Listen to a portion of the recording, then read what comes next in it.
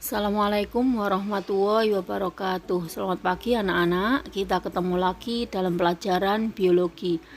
Hari ini kita akan membahas materi tentang gen dan kromosom. Salah satu ciri dari makhluk hidup itu adalah mempunyai materi genetik. Kalau ada pertanyaan, apa sih substansi genetik itu? Ada yang menjawab gen, ada yang menjawab DNA, ada yang menjawab kromosom. Kira-kira mana jawaban yang benar? Semua jawaban itu adalah benar. Jadi makhluk hidup itu mempunyai materi genetik berupa gen, DNA, dan kromosom. Kenapa disebut materi genetik? Karena gen, DNA, dan kromosom itu bertanggung jawab terhadap pewarisan sifat genetik dari induk kepada keturunannya. Sekarang kita bahas satu persatu. Sekarang kita mulai dari gen. Gen adalah bagian terkecil di dalam sel yang menentukan sifat keturunan. Gen itu merupakan penggalan dari DNA. Coba perhatikan gambar yang ada di bawah. Jadi DNA itu terdiri atas banyak gen, misalnya gen yang mengatur warna kulit, gen yang mengatur jenis rambut, gen yang mengatur bentuk hidung, dan gen itu berada di dalam lokus di dalam kromosom, tepatnya yaitu di dalam kromomer. Kromomer itu adalah bagian dari kromonema yang mengalami penebalan. Coba perhatikan pada gambar, lokus adalah bagian yang saya beri tanda merah. Penulisan gen itu disimbolkan dengan huruf. Huruf besar digunakan untuk gen dominan dan huruf kecil digunakan untuk gen resesif. Contohnya misalnya gen untuk warna kulit. H besar adalah simbol untuk gen warna kulit hitam. Sedangkan H kecil adalah simbol untuk gen warna kulit putih. Adapun fungsi dari gen adalah yang pertama untuk mengatur metabolisme dan perkembangan.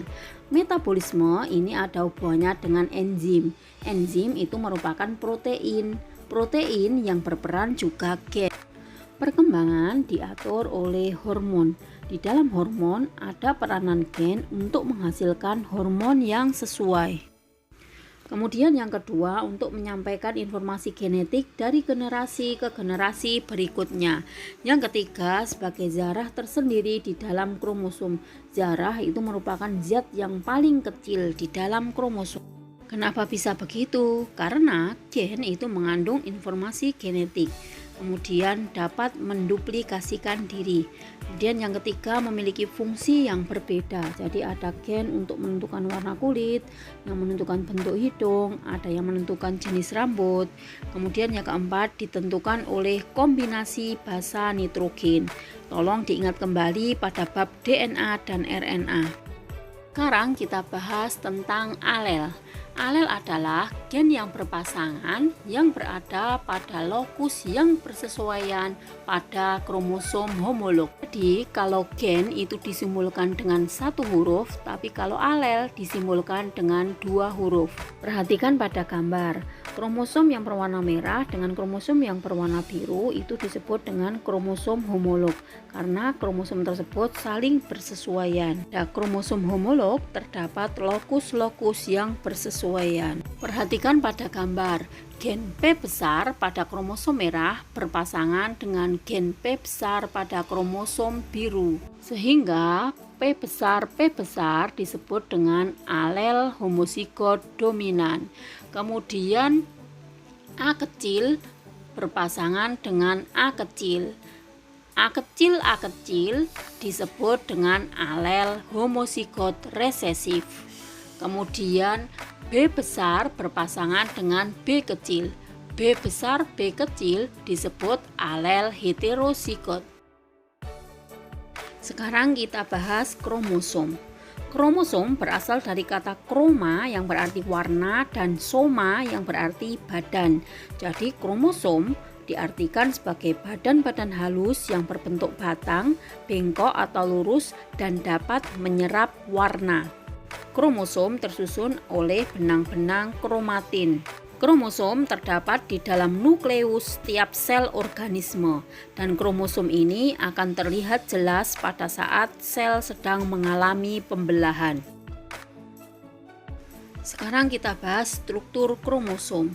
Secara garis besar, struktur kromosom itu terdiri atas sentromer dan lengan. Sentromer itu merupakan pusat dari kromosom yang nanti akan membagi kromosom menjadi dua lengan. Kemudian pada sentromer ada kinetokor, yaitu tempat melekatnya benang-benang spindle yang berperan menggerakkan kromosom pada saat proses pembelahan sel. Sedangkan lengan atau badan kromosom adalah bagian kromosom yang mengandung kromonema. Kromonema merupakan pita yang berbentuk spiral yang terletak di dalam kromosom. Selubung pembungkus kromonema disebut dengan matriks. Bagian kromonema yang mengalami penebalan disebut dengan kromomer. Pada kromomer ini terdapat lokus, yaitu tempatnya gen. Granula kecil atau butir-butir disebut dengan kromiul. Bagian ujung kromosom yang menghalangi bersambungnya kromosom yang satu dengan yang lainnya disebut dengan telomer. Kemudian bagian bulat yang terletak di ujung lengan disebut dengan satelit. Berdasarkan letak sentromernya, kromosom dibagi menjadi 4. Yang pertama adalah metasentrik, di mana sentromernya terletak di tengah-tengah antara kedua lengan, sehingga membagi lengan menjadi sama panjang. Kemudian akrosentrik, sentromernya terletak di dekat ujung kromosom. Submetasentrik, sentromernya terletak agak di tengah sehingga kedua lengan tidak sama panjang.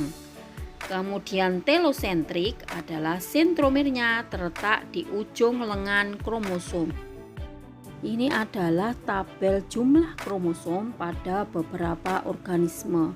Coba kalian perhatikan, apakah jumlah kromosom ada hubungannya dengan tingkatan suatu organisme?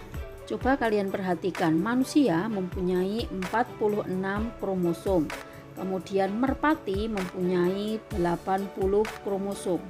Padahal kita tahu bahwa manusia itu tingkatannya lebih tinggi dibandingkan dengan merpati. Jadi dapat disimpulkan bahwa jumlah kromosom itu tidak ada hubungannya dengan tingkatan organisme.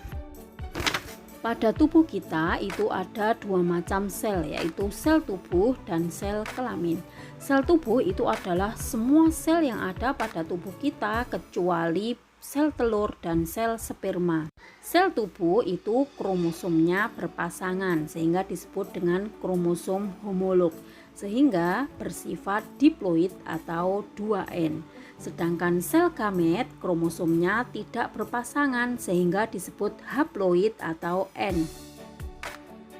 Ini adalah gambar kromosom pada manusia. Setiap satu sel itu mempunyai 23 pasang kromosom yang terdiri atas 22 pasang autosom atau kromosom tubuh dan 1 pasang kromosom kelamin. Kromosom kelamin ini yang menentukan laki-laki atau perempuan. Kalau laki-laki adalah XY, kalau perempuan adalah XX. Ini adalah kariotip pada kromosom kelamin. Jantan, pasangan kromosom kelaminnya tidak sama. X itu bentuknya lurus berbentuk batang, kalau Z bengkok pada bagian ujung. Pada betina, kedua kromosom kelamin bentuknya sama, yaitu kromosom XX. Jika kromosom manusia berjumlah 46, maka berarti kromosom kelaminnya ada 2 dan kromosom autosom atau kromosom tubuhnya ada 44 dalam setiap sel. Sperma disimbolkan dengan 22A plus X atau 22A plus Y, artinya 22 autosom ditambah 1 kromosom X atau 22 autosom ditambah 1 kromosom Z. Sedangkan sel telur disimbolkan dengan 22A plus X, artinya terdiri dari 22 autosom ditambah 1 kromosom X. Jika terjadi fertilisasi dan menghasilkan anak laki-laki, maka penulisan simbolnya adalah 22AA plus XY atau 44A plus XY.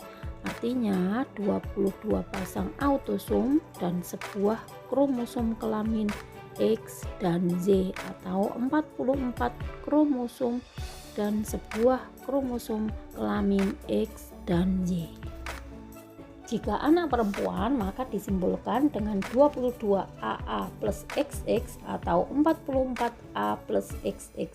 Artinya 22 pasang autosom ditambah 1 pasang kromosom X atau 44 autosom ditambah 2 buah kromosom kelamin X. Nah, sampai di sini dulu anak-anak. Terima kasih. Wassalamualaikum warahmatullahi wabarakatuh.